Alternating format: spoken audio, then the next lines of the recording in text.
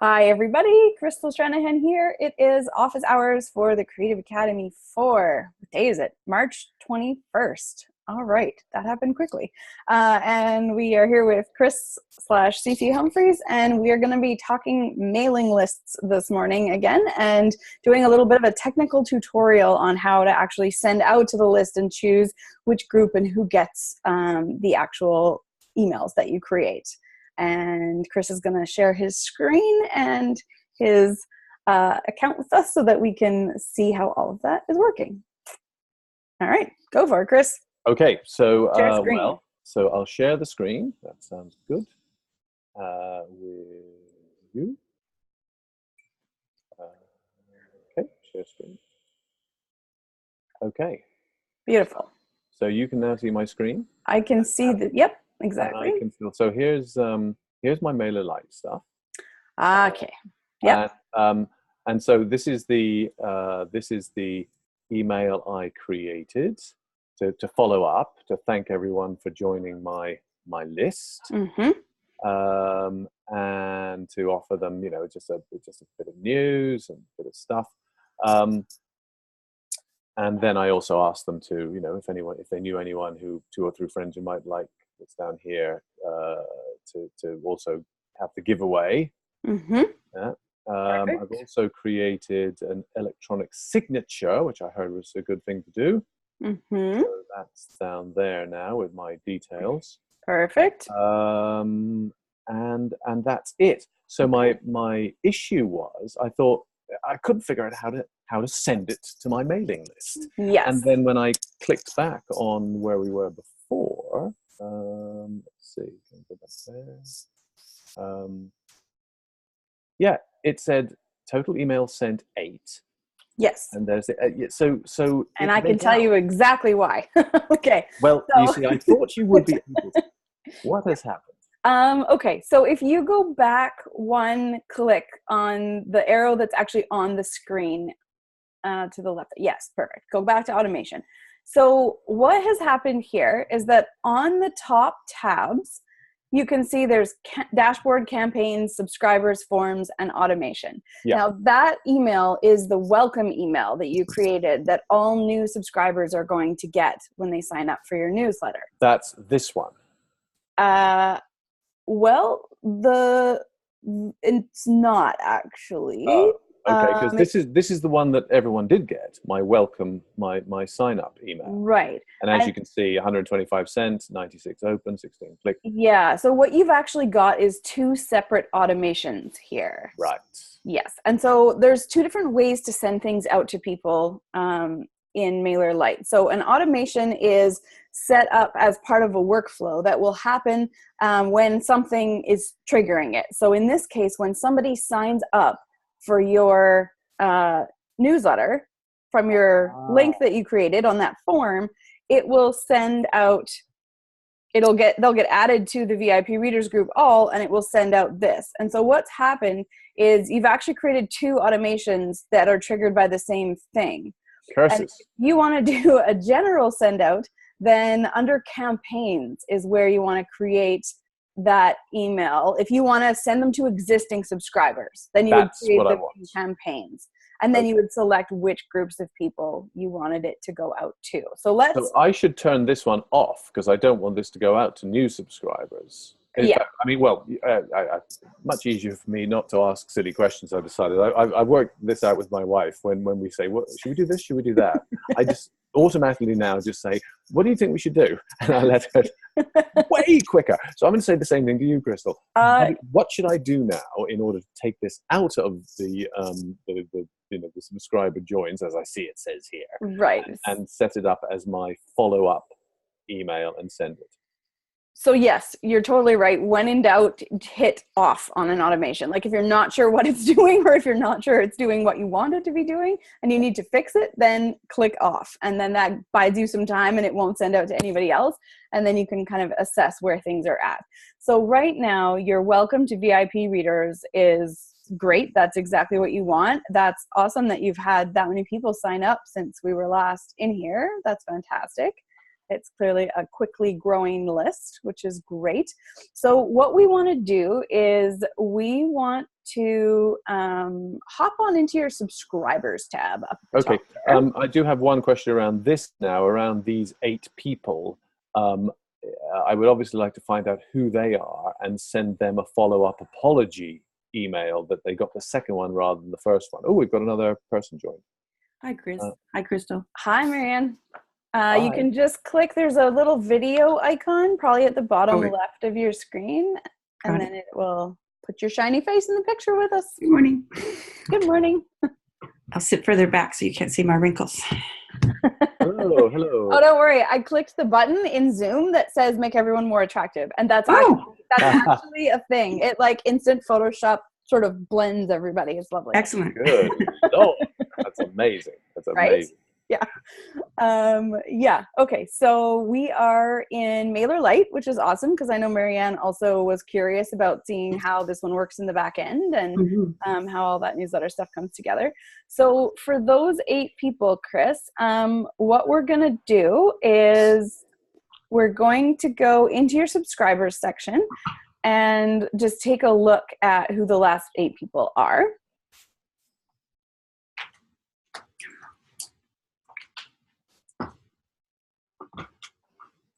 Okay, so you can see here how many emails have been sent to different people. Okay, and you can also see when they subscribed, which is great. Right. So they opened it. Yeah, you can see if they opened them. You can see if they clicked on anything that's in them. So this is a really handy way if something like that happens where you're like, oh, I know that, some of them got more than they should have. If you do a quick scroll down, I think that almost you've only sent one, you've only sent one out. You haven't sent any additional ones out. So you can see immediately who got 2 and who just got 1. Right. So some of these people got just the 1. We can't tell which one they got, can we? No. Well, we can actually click on the person's email address. Okay.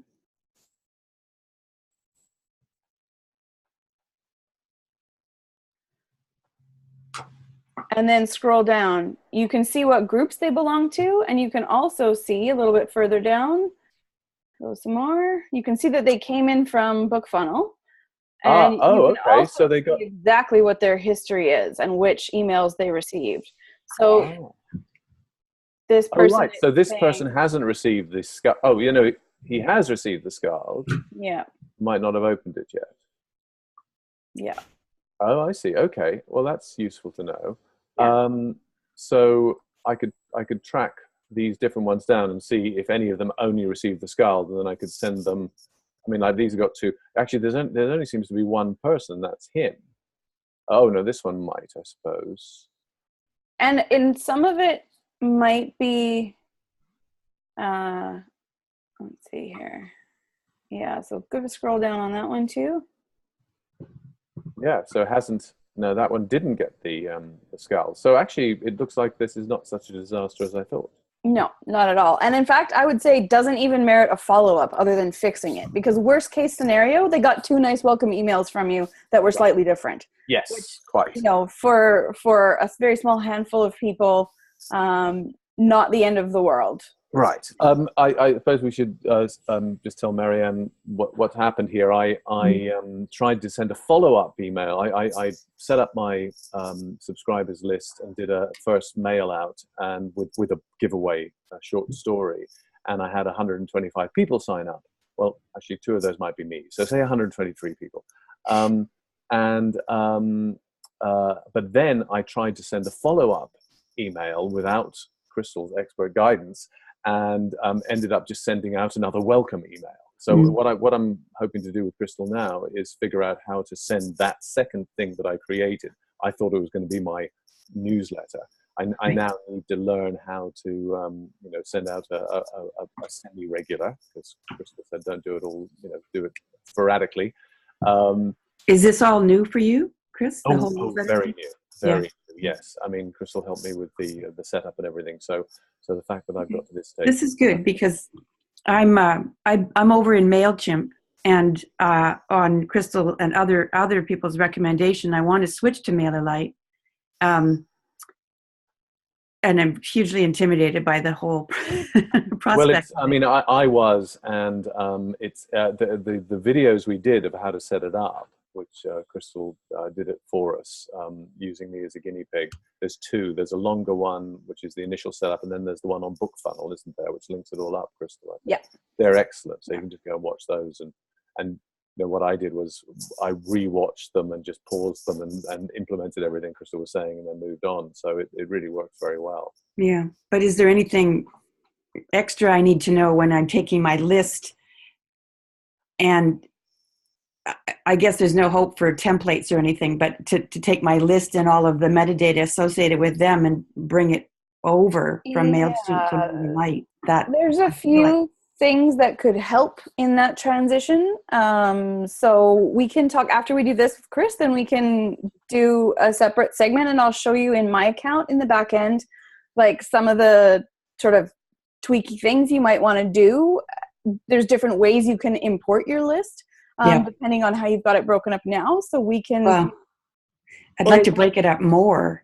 Yeah. And I don't even know. When you say, for example, when you said MailerLite tells you where a subscriber came from, is that only when it's a new one? And so when I transfer them over, will they lose their source metadata, like their source? Right. Well, I was talking about, well, there's two things that I was talking about there. You can see where they are geographically in the world. And that's the same. They pull up from their IP address. So it doesn't matter where they signed up the first time you send out to them. It I think will show you that. So it'll tell you like what they use to open their emails, which you'll get the first time that you send it out. It'll tell you how many people are like, you know, on Gmail versus whatever, some other platform. I'd love you to show me how show us both how to do that. Definitely. Maybe after we've sorted out the newsletter situation. But great. Yep. Yeah. So let's go back to this part first, and then we'll hop over to the analytics and the other pieces after. So in here, what we want to do is make sure that if you're gonna resend out your Scald one and you want it to go to everybody who didn't already get it, do you remember which date you activated that one on? It was about 3 days ago, I think. Yeah, because if we we can see who got it. Yeah, I'm pretty sure it was today's the 21st. It was probably the 18th. Yeah. So what we're going to do is you can see the choose a filter button here. Yeah. Click on that and sign up date. Okay. And sign up date is before and then 3 days ago. Okay. So then in the... Oh, I see. Put here. Yeah, there you go. And actually, you know what? A faster way to do it is, let's go sign up date is after, because we'll get a smaller segment. Okay. Sign up date is after, and then the date that you think that thing went active. Okay. Probably the 18th. Okay. And then you can see that this is the list of those people. Okay. And so you want to select all of those people, and you should be able to click the drop down in the top there. Yeah. And select all. And then actions, click on the actions drop down. And, oh, I lie. Okay. See up top where it says save as segment? Okay. Yeah. Yeah. Click that. And your segment name is got both emails or something to that effect. That's going to tell you those are the people who. So it doesn't look like all those people did. Some of them are only ones, right? Yeah. And I'm not sure why we can peek into that, but a couple of them were displaying as ones, but when we clicked in, it clearly said they had got both. So I don't know what is weird there. Well, that's a separate ghosting thing to figure out. So enter something for your segment name. So signed up after the 18th or got both emails or however you want to call that. Yeah, okay.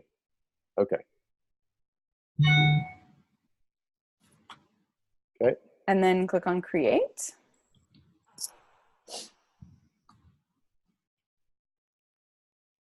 Oh, right. So I've now got a segment section, You do. which would be those people. Yes. So that's a segment. So we can make use of that clump of people in a very interesting way, I hope, shortly here. We'll see if that works. There's two ways that I think you could do the same thing. So one would be to create a segment out of those people. Another would be to create a group out of those people. So what we're going to do now is we're going to go retrieve that information from the automation section so that you can just copy and paste that whole email that you had prepared. Great. That's what I need. Where would you go to find that?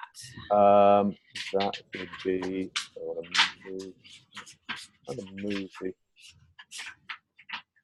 We should be staying in this window. So I know. I'm just trying to access my window because it's not. Oh. Yeah, come here. I'm gonna grab it. There we go. There you go. Okay. So, so now I need to go back to automation, right? Which is where I had it. Correct. Something that is unavoidable. Marianne, can you just hit mute on your mic if there's background noise? If you just sorry. Then it won't end up in the video permanently. Okay, so here I am with this, Crystal. Teenager. Sorry. Okay, so yeah, that's great. So go into that section, like when you were showing me before. So you can click edit. Oh no, not the edit. Oh, duplicate? You can just edit. Oh, yep. okay. Yep, that's perfect. So yeah, so we want to go in there and just grab out the information that you had put in. So if you're editing your email content, you'll be able to, so here's a tip. If you're going to do a copy paste inside here, see how the top left of the toolbar has those little beaky brackets? Yep. Yeah, so click that. And it turns it all into source code. So you can copy this whole code, and then when we paste it in code in your new email, it will keep all your formatting. And all your links and everything else. Right? So click in that box and select all, or if it has a select all button at the bottom, then go ahead and click that. I can't quite see the whole screen. So select all. Oh, that's odd. There might be a button a little bit lower on that pop-up window that just says copy all or something. Scroll down. No. No. Okay. So just manual highlight the whole thing then, I guess. Okay. Yeah, that's going to be this. There you go. All the way to the bottom. And hit copy. Copy. Done. Okay. And then okay. Okay. So we want to go now to the campaigns section, which is when you're doing an email out to everybody, that's where you're actually going to write an email from. Gotcha. So you have a couple of drafts in here, it seems like. Oh, right. So it looks like I have the newsletter in here. Oh, no. That looks blank. That's just a blank. So why don't we start with a fresh one? Let's okay. Sorry. Because I think you probably don't want to call it newsletter necessarily. Okay. Just as a sneaky trick, Marianne and I were talking about this the other day.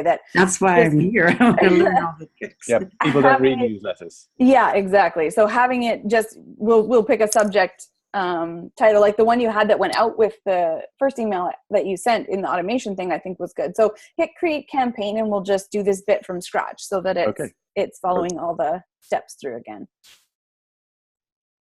Okay, so subject. Right. Remember, don't copy and paste anything because you've got all the stuff on your clipboard. Yes, indeed. So subject, well,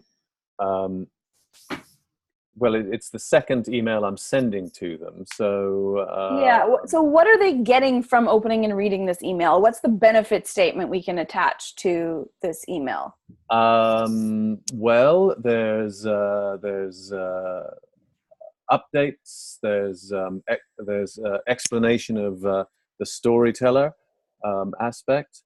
And there's a download link for there's a download link for the giveaway, but most of them already got that. So, But you could ask them that, right? You could say, have you got your, or have you read the latest Jack story, or however you want to phrase that. Asking a question is good because then they're inclined to answer it. And so just say, what did you think of the birth of Jack Absolute, or what did you think of what did you think of the story? Or I would say, have you read it yet? Have you read it yet? Checking in to see if you've read the new Jack Absolute story yet, or something along those lines. Okay. Think of it like you're having a conversation with me. Imagine I'm on the other end of this, and you're writing an email to ask me about that. Yeah, would that do? Have you read the new Jack story yet? Yeah, perfect. Okay. All right. Another tip is you can also put, have you read the new Jack story by C.C. Humphreys yet? Or by author C.C. Humphreys. Because it's an immediate reminder of where that's coming from. And then they know that they know you. Like it makes a difference in terms of getting people to open it, because they remember why they're getting that right from the top. How's that then? Perfect. Okay. Solid. All right. So now it's coming from you. That's great. We have Chris at cchumphreys.com. That's great. Go next on your content at the bottom. Right. Campaigns. That's it. And now I've done and this is what I'm using. Rich text editor, exactly. Yeah.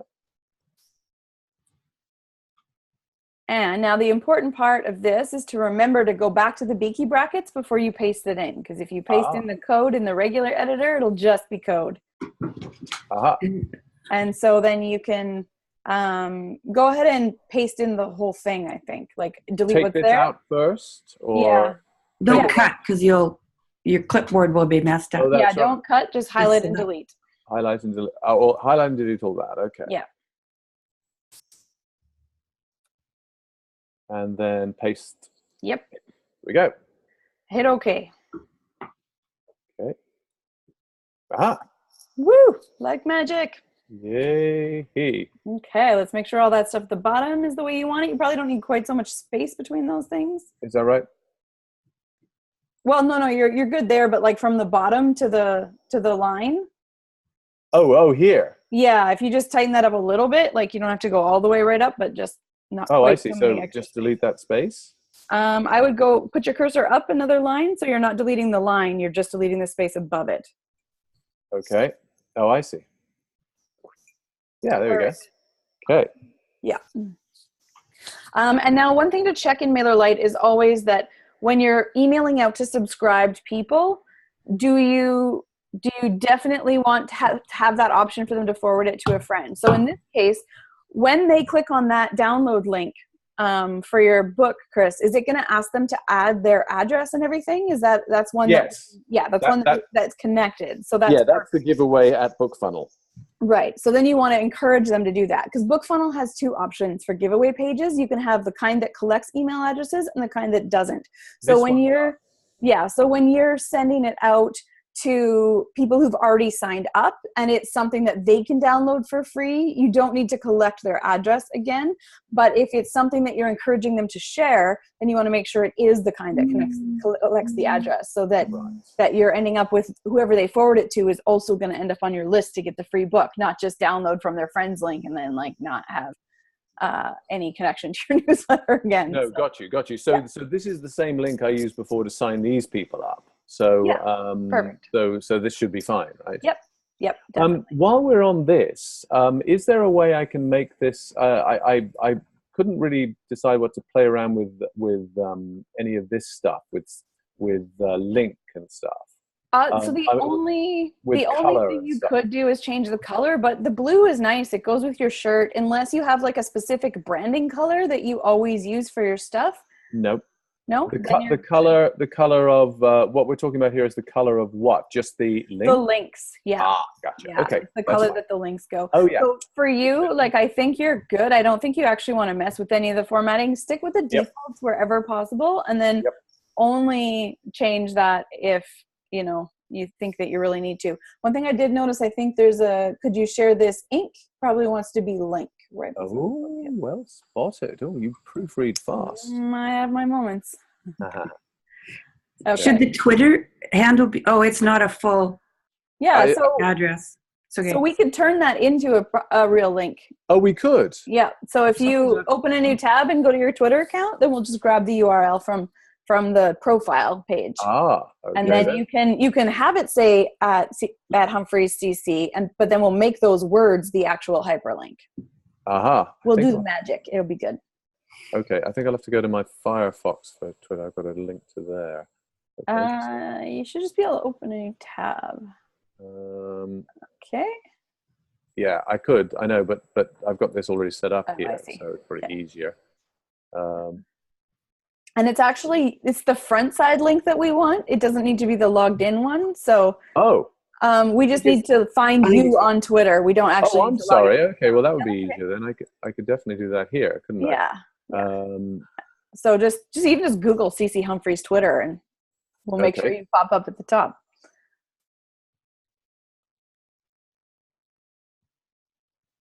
Okay. Perfect. There I am. There you are. Click it. And then we just want to grab up to the CC at the end. We don't probably need the language because people can go in whatever language they want. Gotcha. Okay. Yes, because I can just copy this. I've already done that. Yeah, exactly. Okay. And back we go. And then Fabulous. I just put this like this. Mm-hmm. Go link here. Put the URL in there. Paste. Yep. And then target is where you can say open it in a new window if you'd like, and then that way it doesn't suck them away if they're looking at this on a browser. New window. Gotcha. Which is always a good policy. Anytime you're doing anything web-based, if it's going to take them away from your stuff or where you are at that moment with them interacting, then you always want that in a new window. Gotcha. Okay, and then let's make sure. Thanks for spotting that, Marianne. That's good. And let's go save at the bottom. There should be a button. Done editing. That's the one. Okay. Now, this is going to give you some options for recipients. And you can see, you can choose, I want my VIP readers group to get this. And so click that box, and then you can see segments above it, and there's to the right an option to exclude segment. So if you click VIP readers group all, check that box. If you click on the square, it'll highlight it. Not allowing me to. Oh, there you go. That's weird. Okay, just slow. And then where it says segment got both emails, click on the exclude segment button. Okay. Okay, and if you scroll down, it's going to tell you a number at the bottom of how many people are actually going to get that. And you see it's 115 because it's that whole group minus the segment you excluded. Right, who already have the already have that same one. Right, okay. So now we're ready to review and confirm. Okay.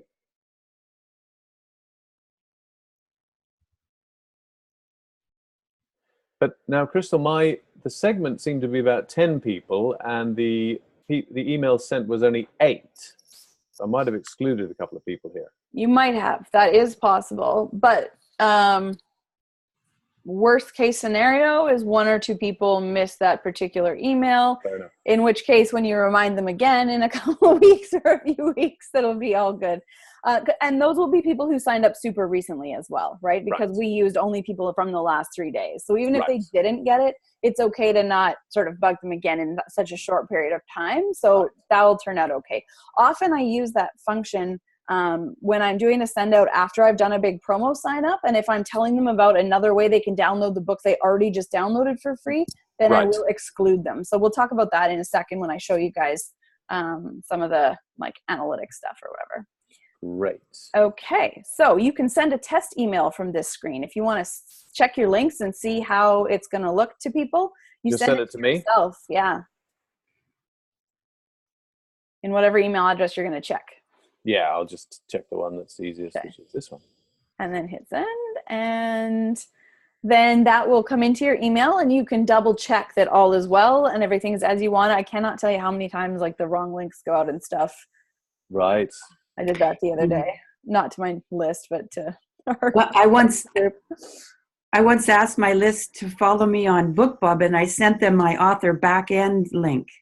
Yes. Yeah. Ah. Bad. They're So like, that doesn't work. And they were. yeah.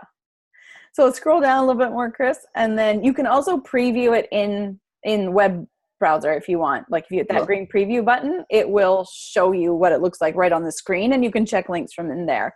But if you want to see what it actually looks like in someone's email box, then that's a send test email. And then you just schedule it. So if you click next, it's going to ask you when it wants that to go out. Right. Now, the email hasn't arrived yet for some reason. Is it just takes time sometimes, does it? It does take a little bit of time, and you might have to check your spam filters depending on if you've put that address in your safe thing. But yeah, it's not instant, and it will be slightly different timing depending on what your email. I think I'm going to be fine with. Yeah. So there you go. go. So I mean, that's what it looks like on the phone. Yeah, I played with that because I wanted them to read words first rather than see my face. So yeah. All right. So here we are. Okay. So scrolling down, you need to review and confirm again because we popped back to the preview window there. Yes, and I didn't. But I didn't. Okay. Oh, is this where I'm going to get scheduled? The next one at the bottom. Yeah. Yeah. There you go. Okay, so I might as well just schedule that for now. There you go. So you can send it now, send it later, or you can deliver it based on time zones. If you want everybody to get it at 8 a.m., no matter what time zone they live in, you can click that. Oh, that's a good idea, isn't it? Neat, right? I would just say, well, personally, I would just send it now. But if you have something that's time specific, like if you have an Amazon promo that's going to run for 24 hours and it's going to run from midnight to midnight where they live, then sending it, according to their time zones to say, hey, you've got 24 hours to grab this is good. Can you still hear me, Frozen, or your just screen is frozen? He looks frozen. He does look frozen. He's not moving. We broke Chris's internet. Okay. He will be back momentarily. I have no doubt of that. And then he will hit send. Hopefully. Island living, hey? Yeah, right? There's like consequences to having all of that lovely view. Or mountain living. Being way up here in the properties. Yeah. We get all sorts of reception issues, and lately when I'm on a webinar, it's like crackling and disappearing. Oh no. Yeah. Oh, he got kicked right off. Okay. He'll come back. Maybe he exited in order to yeah, maybe. Join. He'll come back, but that's all good. All he had to do was hit the send button at the bottom, and that was taken care of. Right. So so I like the look of MailerLite. I want to move over, but I'm thinking it's of secondary urgency because I'm only at 1450, so I've got a bit of free room on MailChimp before I need to start incurring the monthly cost, however small it is. But I'm more concerned with getting rethinking my whole newsletter strategy first. Mm-hmm. It makes sense. Can I do that in MailChimp, or do you think I should start fresh? I think if you are going to move and you're also rethinking your strategy, that it makes sense to rethink that strategy while leaving your current stuff set up as you want it, and then set up MailerLite as you want it to work, and then bring your people into there. Oh, okay. Right? Yeah, that's fine. I can do that. Yeah, and then you can do kind of a smooth transition, and you won't have a lot of downtime, and you can learn your way around because you can get a free account from MailerLite. Right. So MailerLite won't cost me anything while I'm learning it until I import my 1,500 people. Yeah, and even then, it starts really low. Like the monthly costs start really small, like $9 or something. I think $10. Cheaper than Netflix. Yeah, right. And let me double check. We also always check the coupon section because we've negotiated deals wherever we can for people. I definitely have a referral link, and I think it might benefit both of us that first month that we pay. If you click on the referral link. So yeah, I will definitely make sure you have that before you set up your account. And then then even like you start off free, and then once you start paying, that kicks in. So Right.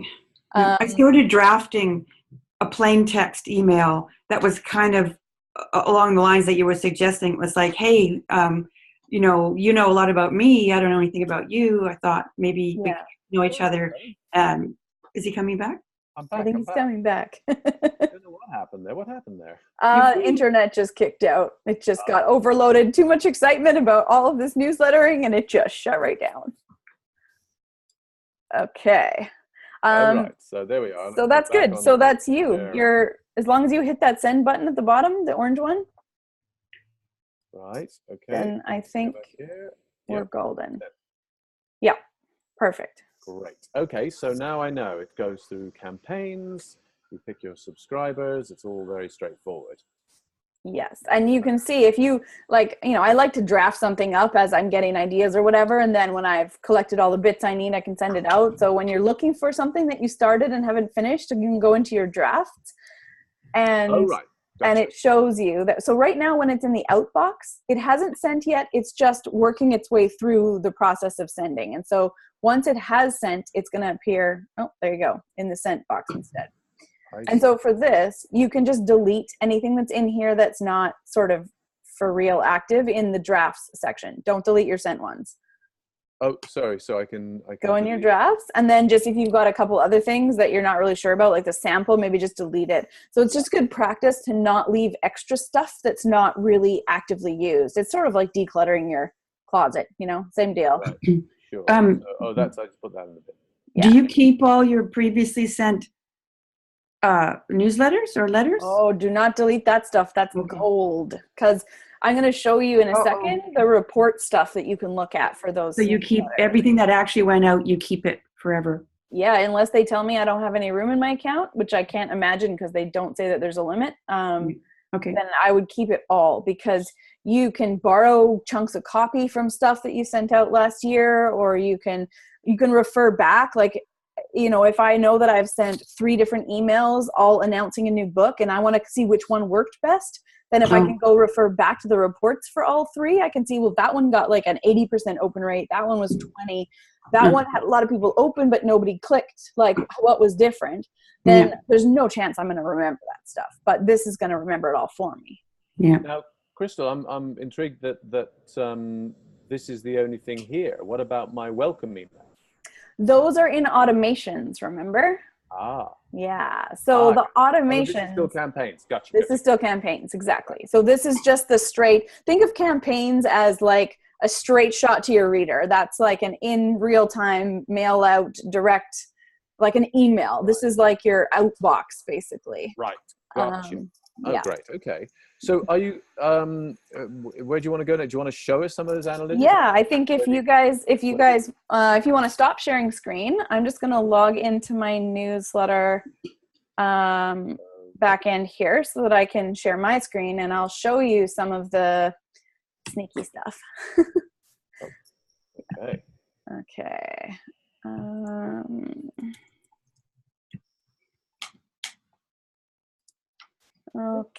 Okay, so I will just be a moment. Okay. We use MailerLite for a lot of things now. It's useful, isn't it? Yeah. Yeah. Yeah, I love it. Okay.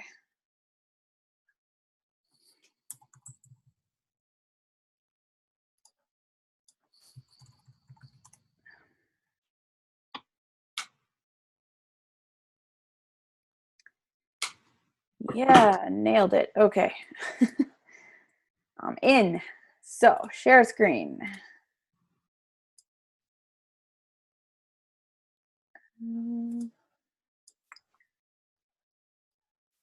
Okay. Now, you can see the screen fine? Mm-hmm. Okay. So, we're going to take a look at some of this analytics. So I've got nothing in my outbox. I have no drafts, but I do have 15 sent emails that we can look at. So this is why I like to keep them all, partly is to see, okay, here's all this stuff here's the open rates, here's how many people clicked, here's how many people got each of those. And I like that there's a mini visual there. That's different than MailChimp. Yeah, that helps. I really like that. You can go in here. This is an interesting one to look at. So if we view the report, I know that this email, this is just the stats dashboard. So it'll tell you like 72% of people that were on this list use Gmail. 7.67% were on an Apple iPad. So I just find that helpful if you're deciding what formatting to use in your email and you don't know, like, are most people reading it on a phone? Are most people on a desktop? If you know that most people are on like an iPad, for example, you can make sure that that's what it looks best on, and kind of tailor your options if you're getting a little bit fancy. This will do a summary of what links you had in there. And for this one, this is the first email I sent out after I did a promo where I got almost 1,000 new readers in like a 1 month period. So for 1,000 of these readers, this was the first time I ever emailed them after they got their free thing. So this has a pretty high, this has 87 different people clicked to unsubscribe from my mailing list when I sent this one out. So that was a high percentage, but it was because it was the first one after a huge new batch of people signed up. So you will notice that when you run like a book funnel promo or something and you get a whack of new readers at one time, the first email you send out is always going to be a high unsubscribe. And this was like almost 10% of those people unsubscribed because all they wanted was the free book and they're really not sure about me yet. So I'm going to get that now once the second email has gone out, huh? Quite possibly. Yeah. And maybe not, right? It depends on how many there were and how closely they were interested in your stuff. Like, so for example, if I do a paranormal giveaway with one of my books and that's what I send out and people download one of my witch books from BookFunnel and they get on my list. And then if the next email I send out is about another witch book, I'm more likely to keep them than if the next email I send out is about a regular Rivers End romance that has no magic or fantasy elements in it. So what you choose to send them will be part of that. And so when we talked about excluding a segment or excluding a group, that's where that becomes useful because I've grouped all my people by how they came onto my list. And so if I was going to do a non-magic send out like 2 days after they just downloaded a free magic book, I might leave them off of that email so they don't immediately unsubscribe. It depends on the flavor of the group giveaway you just exactly. Yeah. Totally does. So you can also view the email itself and it gives you like hotspots. So it shows you how many people clicked on each of these. So I can see like my US, I got 257 links to Maybe on Amazon, which was the first book. And I'm talking about the second one that's going to come out in this little mini series. So I can see exactly how many readers from each place are clicking on that link. And I can also look at my Amazon sales data. Then I know for that day that I had a whole bunch of downloads. And I know that those people bought directly after clicking through from my list. So it's really helpful to see, like if I send out a newsletter list at 8 a.m. on Friday and my Friday sales are way higher than any other day that week and I didn't do any other promo, I know my list is working, right? And so that's one of the ways how you can tell how much impact you're actually having on a purchase kind of a scale. So, and I can also see like 13 people forwarded this email to a friend. Oh, great! Oh, that's good. So it's really helpful. You can see what they're actually using. Now, this information here, Crystal, that's not in your the mail you sent out. That's just superimposed on it within this. Mm-hmm. Yeah. Good. They just make it's called a heat map basically, and so it's your mail out, whatever that is, and they map on the information to it, which is awesome. And there's a link activity, which is just all about the links, and it will tell you all of the links in there. It'll tell you total number of clicks and unique clicks. And so unique clicks is different people. Sometimes the same person will have opened it, looked at it, been like, I don't know. And then they've come back like a day or two later and then clicked again.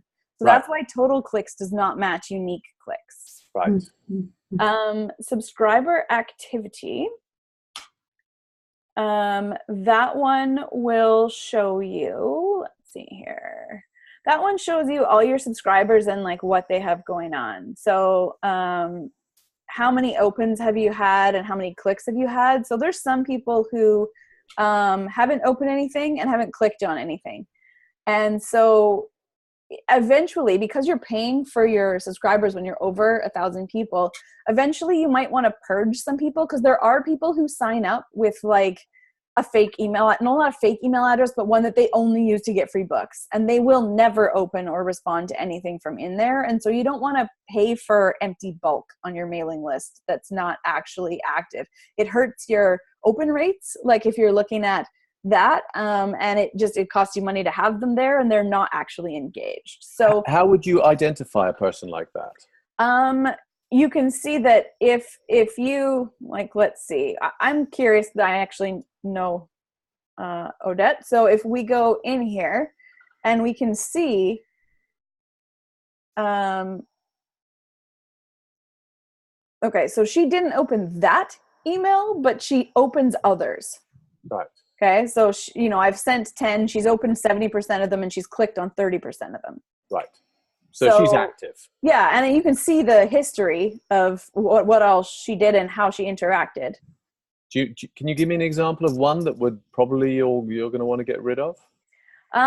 There are ways to actually tell MailerLite to clean your list for you, and I think we'll maybe tackle that separately. You won't need that for a little while. Fine. We'll put that on maybe in a list or in an office hours or two. We'll tackle that particular one. But I do want to show you guys a couple more things in here, just about how you can use the information well. So for Marianne, from a setting things up point of view, I want to look at my groups, and I'm going to show you how I set this up. So when I'm running a promo on BookFunnel, I will set up a BookFunnel download page specifically for that promo, so that when I did the Touch of Magic promo, I set up a promo page there. I set up a group here in MailerLite, and then I linked the two so that when they signed up on that promo, they automatically got added to my Touch of Magic promo group, and then there was an automation that added them to my BFF book club, which is the everybody in my list. Okay. So that adding them to the everybody in the list thing triggered the welcome email that everybody gets. But I still have this information, so that if I did want to do a mail out just a couple days after they've signed up to the whole list, you can grab them. I can exclude them, or I can send them a special one that says, yeah. I know that you signed up through this, you got a free magic book. Here's my other magic books that you might also like. So I might set up a custom automation that sends only these people an email 7 days after they signed up from that promo that's specifically languaged for them. So that it's using what you know about them to kind of not irritate them and make sure they're getting information that's relevant to them. Right. And, not getting those unsubscribes as well is also important. So, and I can tell which promos did well. So for me, I have reference numbers from all of my different giveaways to see how successful those were. So in order for this to work, you have to have integration with BookFunnel. Yes. Or actually, that's not even true. You don't actually have to have integration with BookFunnel. What you can is the easiest way by far. But what you can do, if you have the type of account with BookFunnel where they're just collecting addresses for you. Yeah, and you're downloading this CSV file. Right. So and then importing those. Yeah, so you can create a new group called, BookFunnel promo whatever date or theme. And then when you go to import subscribers, you can choose to import all of them onto a specific group. So does it look similar to MailChimp when you're importing a CSV, that you get a series of fields that you save or change or skip? Yeah. Yeah. It's something like that? It's something like that. Yeah. I felt like it was way easier, but okay. Like I felt like pretty much everything about the MailerLite interface I felt was easier than MailChimp to sort of. Some of those fields are pretty cryptic, and I don't even know if I'm leaving some important metadata behind because I don't know what they are half the time. Yeah, and most of it is probably not important at the level that we're interacting with some of this stuff. So I would say bring everything you can if it gives you an option. Just bring it with you, all of it. But you know, you will have decided what fields you want active or not. And yeah. Okay. So this has fields added for book funnel ID and download link and stuff. And do you set up any particular default fields that you want? These are all automatically in there. Anything that's filled in from what you have in MailChimp will autofill. I only ask people for their name, their first name, and their email address. That's all I want from them. And then the book funnel stuff is automatically pulled in. And I don't need their personal info. If you were like doing a lot of touring or something, you might want to be telling, like, you could say, what's your hometown if you think you're going on an American tour, and then that way you could send out to people who live in Portland and say, I'm going to be at a bookstore in Portland. But personally, I would rather not limit that. I would rather send it out to my whole list, because if you're saying I'm going to be in Portland, there might be people in Seattle who want to drive there. You don't want to falsely limit who engages with that. Or from what I can tell in MailChimp, it's not possible to add field data later. Sorry, I'm just going to leave you to that question because I have to go. Okay. So thanks so much. Thanks, Chris. Thanks, Chris. Bye. Really appreciated it. Bye. Bye.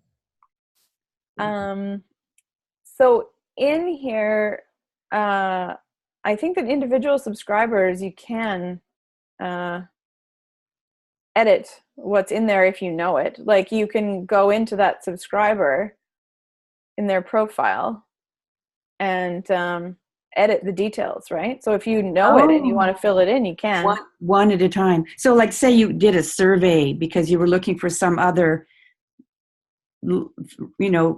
more granular data about them, gender or age, and they replied, but you'd have to do it individually, which is pretty. Well, so what you would probably want to do is create a group that says, like, readers in Alaska or readers in Alberta, and then you would send out an email and you would have a link that had an automation tag in it, so that if they clicked on that, they'd get added to that group. Yeah. So work around it. Yeah, there's other ways to do that if that's what you really want to do. But no, just thinking like you say, if you're touring, or depending on the nature of your product, if you're trying to divide your group up on some other criterion. Yeah. Exactly. You've already, because of the way you're importing data, you've already got your sort of subgenre, groups. But I'm just trying to think retroactively if there's anything that could be done if you wanted it. Yeah, I mean, you can certainly work that into what you're sending out. The way that you ask the questions. You can also have people, if you create groups, there's like a link, you can have people choose which groups they want to get updates from. I found mostly it's better to keep everybody together in one group. Like, you haven't written, like, your books are all the same genre, pretty much. So there's no real, like horror and romance or something that you're trying to divide up. There's a slightly kind of more women's fiction, more romance tilt, but it's not a huge thing. Yeah, exactly. And you can add people to groups too, like by hand, and it really only takes a second. So if you did send out something asking for a personal reply of stuff, then you could have people do that. I mean, what I did for my review crew is they have the option to click a link and get automatically joined to the review crew group, and then they get a different set of send outs. So your review crew don't get your main emails? Well, they do. Yeah, but normally, they get extra stuff. But then if I'm going to do a send out to my whole list saying, hey, there's a new book out, I will exclude the readers, the VIP readers group or my review crew, because I will send them a personalized one that says it's out now, thanks so much, you can share it with your friends, blah blah blah, because they know it's out because I've already asked them like a day before to post their links to their reviews. Okay. So you can just use that exclusion function and then just mail to that group to make sure that everybody's just getting relevant information. Yeah. Okay. So yeah, there you go. So, and I was asking you on the weekend, like how frequently, and you were talking about intermittent reinforcement or some psychological term. I want to delve into that a little bit more if we've got time. I have about 3 minutes, and then, whatever. And then I got to go to another meeting, but we can use those 3 minutes for sure. So the idea behind intermittent reinforcement is like, the psychological studies with the rats, where if they get trained that if they push a lever, they get food, right? Yeah. And so one way to do it is every time you push a lever, you get food. Another one is like, you only get food once an hour, always at the same time. So they'll just push it roughly at the right times. You get kind of trained, but they won't keep pushing it other times, because once they've learned that it's going to be at a set rate, they don't bother to keep trying, right? Whereas if it's intermittent reinforcement, like they never know which press of the lever is actually going to get them what they want, then they will press and press and press and press and press. So that increases engagement because of the uncertainty. Yeah, they don't know. Like idea? If I don't read this one, when is the next one going to come? If it's like every 2 weeks you get a newsletter, then it's like, well, I'll catch it next time. Out. Yeah. Okay. Whereas if they don't know when the next one is coming, and they don't know what might be in it, because they're always a little bit different, and it keeps the engagement higher, and the risk for not opening it is higher on what you might miss out on. Right. So on that point, you're saying use plain text and make it seem more like a letter, and that people very often think that it's more personal that way. Yeah. Yesterday I was cleaning my inbox and eliminating newsletter subscriptions to a whole raft of minor authors like me. And so that I can be more deliberate about subscribing to a half a dozen exemplars. Every single one I'm looking at is more like what I've been doing recently than what you're recommending. And I'm like, are you that much smarter than everybody else? Because everybody, including like Kristen Higgins and people do they not care anymore? Or no, that's not it. Partly it's just who you're following. If you're following traditional authors, like traditionally published authors, they often have a much more like mass newslettery approach to things. Often there's a personal assistant or somebody else actually making those newsletters, and they already have a following. So they not really have to make a personal connection. They have a brand. That's very different, Whereas I recommended a bunch of people, if you do the tutorial on building your newsletter list that's in the tools and tutorials for members section on the site, you'll see I've recommended some specific authors to follow. And there are people who are using the newsletter format and doing it very, very well. And there's a couple examples in there of that. And there's also some examples of people that tend to be more like off the cuff kind of newsy, chatty ones. And so, but for my level, that's what I'm looking for, is to try to draw people in, get them to feel like we're friends. Yeah. Maybe then when I ask them to share it, they're more likely to do that. That sort of thing. Exactly.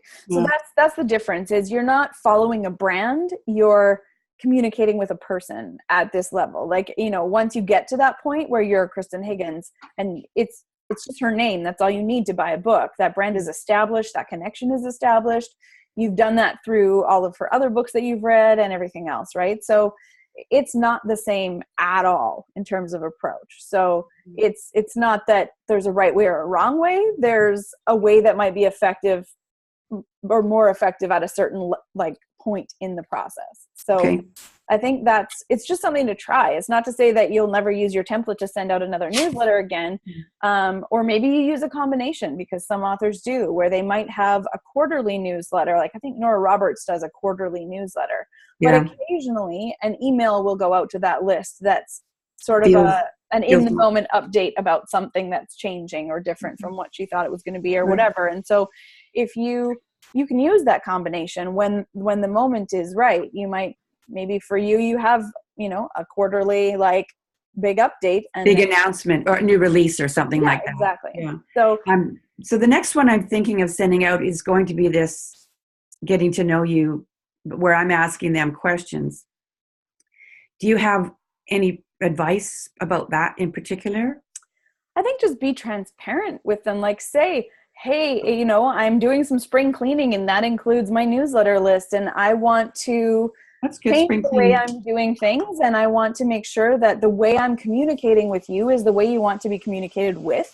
So in order to make sure I, declutter the right pieces and keep the good treasure bits, I want to know like what is working for you and what isn't. And what would you like to see more of?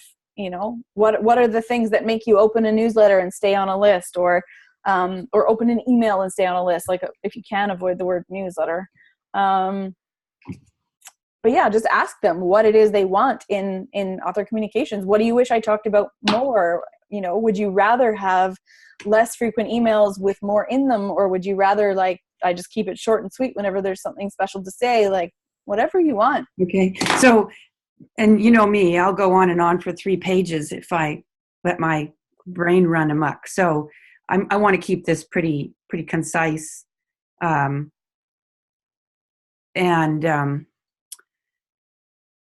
Okay, well, I'm getting the picture. Yeah. And I mean, go for concise, but don't like edit out your personality, because that's kind of the point. Like if people don't want a lot of words, then they probably won't want to read your books either. Yeah. It's not like those are short, right?